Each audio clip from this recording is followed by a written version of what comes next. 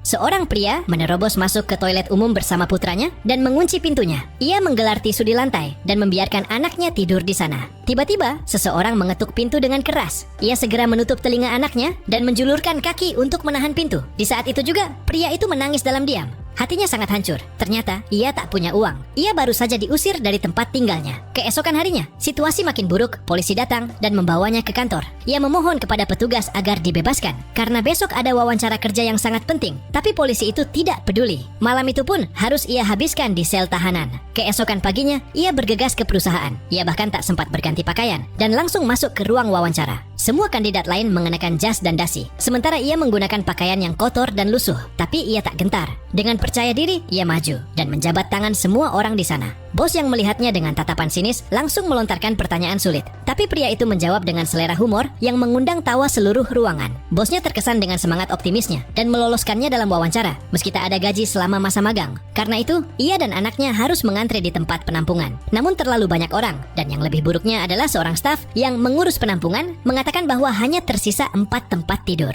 Demi anaknya bisa tidur nyenyak, ia memotong antrean, bahkan sampai merebut tempat dari tunawisma lain. Begitulah akhirnya mereka mendapat kamar. Setelah anaknya tertidur pulas, walau hanya ada cahaya yang redup, pria itu masih terus belajar. Hari-hari magang di perusahaan pun dimulai. Ia bekerja sangat keras dan terus menelepon klien tanpa henti. Akhirnya, ada satu klien yang bersedia bertemu. Ia hanya punya waktu 20 menit. Tapi saat hendak pergi, ia bertemu dengan bos perusahaan. Bosnya lupa membawa dompet dan meminta bantuan pinjaman uang. Ia memberikan $10 terakhir yang ia miliki. Akibatnya, ia harus berlari mengejar waktu. Tapi secepat apapun ia berlari, ia tetap terlambat. Kesempatan itu pun hilang. Setelah kejadian itu, ia bahkan bekerja lebih keras lagi. Siang hari, ia bawa semua barangnya ke kantor. Malamnya, ia jemput anaknya dan kembali antri tempat tidur di penampungan. Bahkan saat makan, ia tetap belajar karena ia tidak ingin menyia-nyiakan waktu sedetik pun. Akhirnya, hari terakhir magang tiba. Ia dipanggil ke ruang bos. Dengan cepat ia kenakan jas terbaiknya. Di luar dugaan, bos berdiri dan menjabat tangannya. Matanya mulai memerah. Ia kira ia gagal. Saat ia hendak pergi, bos memanggilnya lagi dan mengembalikan $10